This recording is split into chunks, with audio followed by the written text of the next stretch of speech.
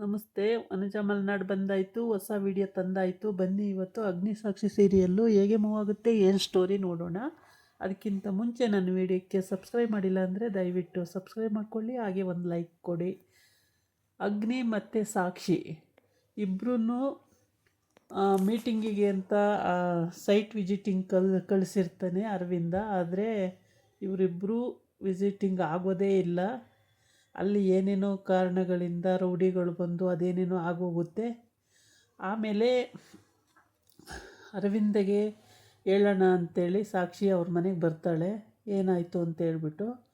ಅಷ್ಟೊತ್ತಿಗೆ ಅಗ್ನಿ ಅವನಿಗೂ ಅನುಮಾನ ಬಂದು ನಮ್ಮ ಚಿಕ್ಕಿ ಮಗನೇ ಇದನ್ನು ಮಾಡಿರ್ತಾನೆ ಅಂತೇಳ್ಬಿಟ್ಟು ಅವನು ಬಂದಿಲ್ಲಿ ಗಲಾಟೆ ಮಾಡ್ತಾನೆ ಅವ್ರ ಚಿಕ್ಕಿ ರೂಮಿಗೆ ಹೋಗಿ. ಇಷ್ಟೆಲ್ಲ ಆಗೋಗಿರುತ್ತೆ. ಇವತ್ತು ಸಾಕ್ಷಿ ಬೆಳಗ್ಗೆನೇ ಬರ್ತಾಳೆ. ಬಂದು ಆಫೀಸಿಗೆ ಬರ್ತಾಳೆ. ಆಫೀಸಿಂದ ಅಲ್ಲಿ ವಿಸಿಟ್ಟು. ಆಮೇಲೆ ಅಗ್ನಿ ರೂಮಲ್ಲಿ ಇರ್ತಾನೆ. ಅವನೇನೋ ಕನಸು ಕಂಡ್ಕೊಂಡು ಅಲ್ಲಿಗೆ ಬೆಳಿಗ್ಗೆ ಎದ್ದ ತಕ್ಷಣವೇ ತಂಗಿ ಕಾಫಿ ತೊಗೊಂಡು ಬರ್ತಾಳೆ. ಕಾಫಿ ತೊಗೊಂಡು ಬಂದು ಹಣ ಎದ್ದೀಯಾ ಅಂತ ಹೇಳ್ಬಿಟ್ಟು ಹ್ಞೂ ಎದ್ದೆ ಅಮ್ಮ ಅಂತಾನೆ. ಆಮೇಲೆ ತಗೋ ಕಾಫಿನ ಅಂದರೆ ನೀನು ಒಬ್ಬಳೇ ನೋಡು, ನನ್ನನ್ನು ಅರ್ಥ ಮಾಡ್ಕೊಳ್ಳೋದು, ಬೇರೆ ಯಾರೂ ಅರ್ಥ ಮಾಡ್ಕೊಳ್ಳಲ್ಲ. ಕರೆಕ್ಟಾಗಿ ನಿಮ್ಮ ಅಣ್ಣಂಗೆ ಏನು ಬೇಕು ಅಂತ ಎಲ್ಲ ನಿನಗೆ ಗೊತ್ತು ಅಂತ ಹೇಳ್ತಾನೆ. ಹಾಂ ಸರಿ ಅಣ್ಣ ಎಲ್ಲ ಗೊತ್ತು ಅಂತಾಳೆ. ಆಮೇಲೆ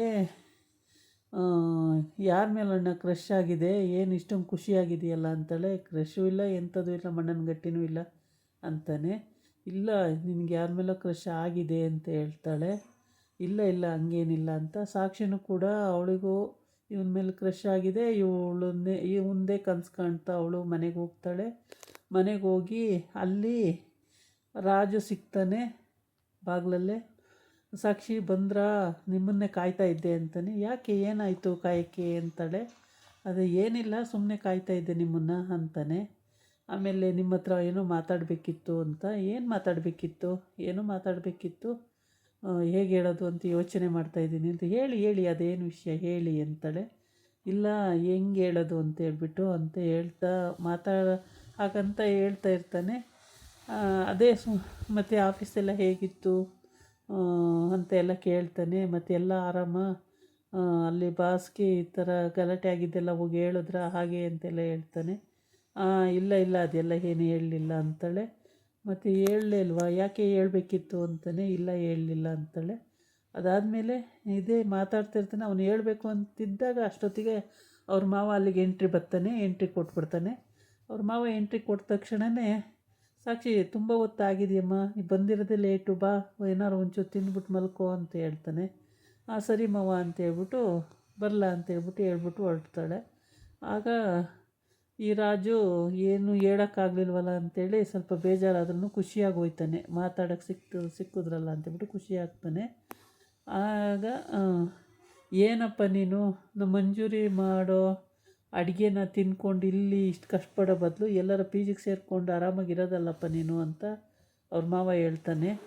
ಯಾಕೆ ಸರ್ ಹಂಗಂತಿದ್ದೀರ ಅಂತ ಹೇಳ್ತಾನೆ. ಈ ಕಡೆ ಬಂದು ಅಗ್ನಿ ಕನಸು ಕಾಣೋದು ಹೇಗೆ ಅಂದರೆ, ನಾನು ಸ್ಮೈಲ್ ಹೇಗೆ ಮಾಡೋದು, ಈ ಥರ ನಕ್ಕರೆ ಚಂದನ, ಈ ಥರ ನಕ್ಕರೆ ಚಂದನ ಅಂತ ಅವನು ಯಾವ್ಯಾವ ಥರನೂ ನಕ್ಕೊಂಡು, ಇದು ಚೆನ್ನಾಗಿಲ್ಲ, ಈ ನಗು ಚೆನ್ನಾಗಿಲ್ಲ, ಈ ನಗು ಚೆನ್ನಾಗಿದೆ, ಈ ಸ್ಮೈಲ್ ಚೆನ್ನಾಗಿಲ್ಲ, ಈ ಸ್ಮೈಲ್ ಚೆನ್ನಾಗಿದೆ ಅಂತ ಅವನೇ ಹೇಳ್ತಾ ಇರ್ತಾನೆ.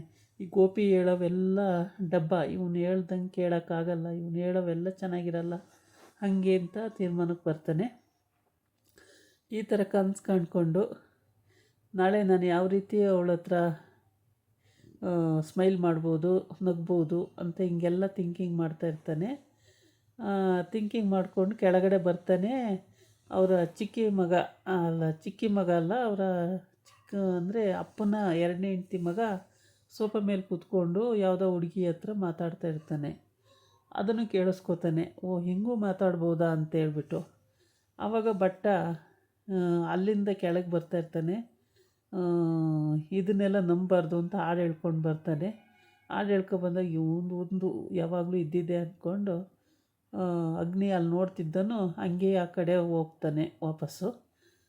ಇವನ ಪಾಡಿಗೆ ಇವನು ಮಾತಾಡ್ತಲೇ ಇರ್ತಾನೆ. ಅವರ ಅಪ್ಪನ ಎರಡನೇ ಹೆಂಡ್ತಿ ಮಗ ಅವನ ಪಾಡಿಗೆ ಅವ್ನು ಮಾತಾಡ್ತಾನೆ ಇರ್ತಾನೆ. ಅಗ್ನಿಪಾಡಿಗೆ ಹೋಗ್ತಾನೆ. ಗೋಪಿ ಅವನು ಅಡುಗೆ ಮನೆಗೆ ಎಲ್ಲಿಗೋ ಹೋಗ್ತಾನೆ. ಇವರು ಹೀಗೆ ಆವಾಗ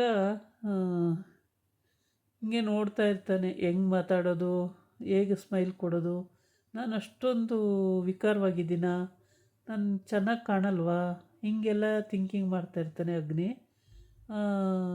ನಾನು ನೋಡೋಕ್ಕೆ ಚೆನ್ನಾಗಿಲ್ವಾ, ಹೀಗೆಲ್ಲ ಥಿಂಕಿಂಗು. ಆದರೆ ಇದನ್ನು ಇಲ್ಲಿವರೆಗೆ ಅವನಿಗೆ ಚೆನ್ನಾಗಿಲ್ಲ ಅಂತ ಯಾರೂ ಹೇಳೇ ಇಲ್ಲ. ಆದರೂ ಆ ಥರ ಥಿಂಕಿಂಗ್ ಮಾಡ್ತಿರ್ತಾನೆ. ಈ ಕಡೆ ಬಂದು ಸಾಕ್ಷಿ ಮನೆಯಲ್ಲಿ ಸಾಕ್ಷಿ ಪಾತ್ರೆ ಬೆಳಗ್ತಾನೂ ಅದೇ ಕನಸು ಕಾಣ್ತಿರ್ತಾಳೆ. ಅಲ್ಲಿಗೆ ಅವಳ ತಂಗಿ ಭೂಮಿ ಬಂದುಬಿಟ್ಟು, ಅಕ್ಕ ನಿನಗೆ ಈಗಲೂ ಬಿಡುವಿಲ್ವೇನೆ, ಸಾಕು ಬಾರೆ, ಬೆಳಗಿಂದ ಡ್ಯೂಟಿ ಮಾಡಿರ್ತೀಯ, ಈಗಲೂ ಬೆಳಗಕ್ಕೆ ಬಂದಿದೆಯಲ್ಲ, ಬಾರೆ ತೊಳ್ಕೊತಾರೆ, ನೀನು ತೊಳಿಬೇಡ ಬಾರೆ, ಪಾತ್ರೆ ತೊಳಿಬೇಡ ಬಾರೆ ಅಂತ ಕರೀತಾಳೆ. ಇರಲಿ ಹೋಗು, ನಾನು ತೊಳಿತೀನಿ ಅಂತ, ಇನ್ನು ತೊಳಿಬೇಡ ಕಣೆ ಬಾರೆ ಅಂತ ಕರೀತಾಳೆ. ನಿನಗೆ ಇಂಟರ್ನ್ಶಿಪ್ ಇದೆಯಲ್ಲ, ನೀನು ಓದ್ಕೋ ಹೋಗು ಅಂತ ಹೇಳ್ಬಿಟ್ಟು ಅವಳನ್ನು ಕಳಿಸ್ಬಿಟ್ಟು ಮತ್ತೆ ಕನಸು ಕಾಣೋದ್ರಲ್ಲೇ ಇರ್ತಾಳೆ. ಪಾತ್ರೆ ತೊಳಿತವ. ಆವಾಗ ಅವ್ರ ಅತ್ತೆ ಮಗಳು ಒಬ್ಬಳು ಬಂದು ಒಂದು ನೀರು ಕುಡ್ಕೊಂಡು ನೋಡಿಬಿಟ್ಟು ಹೋಗ್ತಾಳೆ ನಗಾಡ್ಕೊಂಡು. ಮತ್ತೆ ಇನ್ನು ತೊಳಿತಲೇ ಇರ್ತಾಳೆ. ಇನ್ನೊಬ್ಬಳು ಅತ್ತೆ ಮಗಳು ಬರ್ತಾಳೆ. ಅವಳನ್ನು ನೋಡಿಬಿಟ್ಟು ಹೆಂಗೋ ಪಾತ್ರೆ ಬೆಳಗ್ತಿದ್ದಾಳಲ್ಲ ಅಂತೇಳ್ಬಿಟ್ಟು ಖುಷಿಯಾಗಿ ಅವಳು ಹೊರಟೋಗ್ತಾಳೆ. ಇವಳು ಪಾತ್ರೆ ಬೆಳಗ್ತಾನೆ ಕನಸು ಕಾಣ್ತಿರ್ತಾಳೆ ಅವನ ಬಗ್ಗೆ. ಅಂದರೆ ಇದು ಹಿಂದೆ ಏನಾಯಿತು ಅಂತ ಇದೆಲ್ಲ ಕನಸು ಕಾಣ್ತಾ ಇರ್ತಾಳೆ. ಆಮೇಲೆ ಆ ಬಳೆಗಳನ್ನೆಲ್ಲ ಬಿಚ್ಚಿ ಅಲ್ಲೇ ಕನಸು ಕಾಣ್ತಾ ನಿಂತಿರ್ತಾಳೆ. ಅಷ್ಟೊತ್ತಿಗೆ ಅವರ ಅತ್ತೆ ಮಗಳು ಬರೋ ಹೊತ್ತಿಗೆ ಅದನ್ನು ಆ ಕಡೆ ಇಟ್ಬಿಟ್ಟು ತೊಳಿತಾ ಇರ್ತಾಳೆ. ಇವಳು ಮಂಜುರಿ ರೂಮಲ್ಲಿ ಕೂತ್ಕೊಂಡು ನಾನು ಯಾವ ರೀತಿ ದುಡ್ಡು ಕೀಳ್ತೀನಿ ಅಂತ ನೋಡ್ತಾ ಇರಿ, ಅವಳ ಹತ್ರ ಯಾವ ಥರ ಉಪಾಯ ಮಾಡಿ ದುಡ್ಡು ಕೀಳ್ತೀನಿ ಅಂತ ನೋಡ್ತಾ ಇರಿ ನೀವು ಅಂತ. ಅಮ್ಮ ಅವಳು ನಮಗೂ ಕೆಲಸ ಮಾಡಿಕೊಡೋಕ್ಕೆ ಹೇಳಮ್ಮ, ನಮಗೂ ತುಂಬ ದುಡ್ಡು ಸಿಗುತ್ತೆ ಹೇಳಮ್ಮ ಅಂತ. ಹೋಗ್ರೆ ಅಂಥೇಳಿ ಬೈತಾಳೆ. ಸುಮ್ಮನೆ ಬಿಟ್ಟು ದುಡ್ಡು ಬರ್ತಾ ಇರುತ್ತೆ, ನೀವು ಯಾಕೆ ಇಷ್ಟೊಂದು ಕಷ್ಟಪಡಬೇಕು ಅಂತೇಳ್ಬಿಟ್ಟು ಹೋಗ್ರೆ ಸುಮ್ಮನೆ ಅಂತ ಬೈತಾಳೆ.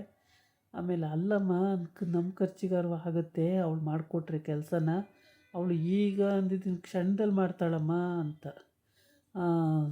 ಅವಳು ಏನು ಹೇಳಲ್ಲ ಅವರ ಅಮ್ಮ. ಆಮೇಲೆ ಬೆಳಿಗ್ಗೆ ಮನೆ ಖರ್ಚಿಗೆ ಅಂತ ಒಂದಷ್ಟು ದುಡ್ಡು ಕೊಟ್ಟಿರ್ತಾಳೆ ಸಾಕ್ಷಿ. ಆ ದುಡ್ಡನ್ನ ಇಟ್ಕೊಂಡು ಸೋಫಾ ಮೇಲೆ ಎಣಿಸ್ತಾ ಕೂತಿದ್ದಾಗ ಇಬ್ಬರು ಮಗಳದಿರು ಅಲ್ಲಿಗೆ ಬರ್ತಾರೆ. ಗಂಡ ಬರ್ತಾನೆ, ಯಾರ ಹತ್ರ ಕದ್ರಿ ದುಡ್ಡು, ಇಷ್ಟೊಂದು ದುಡ್ಡು ಎಲ್ಲಿಂದ ಬಂತು ಅಂತ ಕೇಳ್ತಾನೆ. ಆಮೇಲೆ ಅವ್ರ ಮುಖ ನೋಡ್ತಾರೆ. ಆಮೇಲೆ ಮುಖ ನೋಡಿದ ತಕ್ಷಣವೇ ಅಷ್ಟೊತ್ತಿಗೆ ಸಾಕ್ಷಿ ಅಲ್ಲಿಗೆ ಬರ್ತಾಳೆ. ಸಾಕ್ಷಿ ಭೂಮಿ ಇಬ್ಬರು ಬಂದು, ಮಾವ ನಾನೇ ಕೊಟ್ಟೆ ಮನೆ ಖರ್ಚಿಗೆ ಅಂತೇಳ್ಬಿಟ್ಟು ಅಂತ. ಅತ್ತೆ ಬೇಕಂದರೆ ಇನ್ನೂ ಕೇಳಿ ಕೊಡ್ತೀನಿ ಅಂತ ಹೇಳ್ತಾಳೆ. ಆಮೇಲೆ ಸರಿಯಮ್ಮ ಅಂತ ಹೇಳ್ತಾಳೆ. ಆವಾಗ ಅತ್ತೆ ಮನೆ ಕೆಲಸ ಮಾಡ್ತೀನಿ, ಆದರೆ ಯಾರ್ದು ಚಾಕರಿ ಮಾಡಲ್ಲ ನಾನು ಅಂತ ಹೇಳ್ತಾಳೆ. ಹಂಗಂದ ತಕ್ಷಣ ಎಲ್ಲರೂ ಮುಖ ನೋಡ್ಕೊಳ್ತಾರೆ. ಮುಖ ನೋಡಿಕೊಂಡ್ರು ಏನೂ ಮಾಡೋಕ್ಕಾಗಲ್ಲ. ಏಕೆಂದರೆ ಆವಾಗ ಅವ್ರ ಮಾವಿಗೆ ಖುಷಿ ಆಗಿಬಿಡುತ್ತೆ ಮತ್ತು ತಂಗಿಗೂ ಖುಷಿ ಆಗುತ್ತೆ, ಚಾಕರಿ ಮಾಡಲ್ಲ ಅಂದ್ಲಲ್ಲ ಅಂತ ಹೇಳ್ಬಿಟ್ಟು ಖುಷಿ ಪಡ್ತಾರೆ. ಆದರೆ ಮಂಜುರಿ ಮತ್ತು ಅವರಿಬ್ಬರು ಹೆಣ್ಮಕ್ಳು ಏನು ಮುಖ ಅಷ್ಟಪ್ಪ ಮಾಡಿಕೊಂಡು ಹಿಂಗಂತಿದ್ದಾಳಲ್ಲ ಅಂಥೇಳಿ ಮುಖ ನೋಡ್ತಾ ಇರ್ತಾರೆ. ಆದರೆ ಅಲ್ಲೇನೂ ಮಾಡೋಕ್ಕಾಗಲ್ಲ, ಏಕೆಂದರೆ ಅವಳು ತುಂಬ ಜಾಣೆ ಇದ್ದಾಳೆ ಸಾಕ್ಷಿ. ಯಾವಾಗ ಏನು ಮಾಡಬೇಕು ಅನ್ನೋದು ಅವಳಿಗೆ ಚೆನ್ನಾಗಿ ಗೊತ್ತಿದೆ. ಅವಳನ್ನ ಯಾಮರ್ಸೋದು ಅಷ್ಟು ಸುಲಭದ ಕೆಲಸ ಏನಾಗಿರಲ್ಲ. ತುಂಬಾ ಇಂಟೆಲಿಜೆಂಟ್ ಇದ್ದಾಳೆ ಅವಳು. ಹಾಗಾಗಿ ಅವಳಿಗೆ ಯಾರು ಯಾಮರ್ಸೋದಷ್ಟು ಸುಲಭದ ಕೆಲಸ ಆಗಿರಲ್ಲ. ಅವರ ಅತ್ತೆ ಮಗಳದಿರಂತೂ ಅವಳನ್ನ ಯಾಮರ್ಸೋಕ್ಕೆ ಸಾಧ್ಯವೇ ಇಲ್ಲ. ಅವಾಗೇನೋ ಹೇಳಿದ ಕೆಲಸ ಎಲ್ಲ ಮಾಡಿಕೊಟ್ರಳು, ಈಗ ಮಾಡಲ್ಲ ಅವಳು. ಒಳ್ಳೆ ಕಂಪ್ನಿನಲ್ಲಿ ಕೆಲಸ ಇದೆ, ಅವಳು ಮಾಡಬೇಕು ಅನ್ನೋ ಅಗತ್ಯವೂ ಇಲ್ಲ. ಹಾಗಾಗಿ ಅವಳು ಆರಾಮಾಗಿ ಜೀವನ ಮಾಡ್ಕೊಂಡು ಹೋಗೋ ಅಂಥವಳು. ಇವರು ಹೇಳ್ದಂಗೆಲ್ಲ ಮಾಡೋಕ್ಕೆ ಅವಳು ರೆಡಿ ಇಲ್ಲ. ಅದರಿಂದ ಅವರಿಗೆ ಉರಿ ಕಿತ್ಕೋತಾ ಇರುತ್ತೆ. ಇದಾಗಿತ್ತು ಇವತ್ತಿನ ವಿಡಿಯೋ. ನಾಳೆ ಇನ್ನೊಂದು ವಿಡಿಯೋ ಜೊತೆ ಬರ್ತೀನಿ. ನಮಸ್ಕಾರ.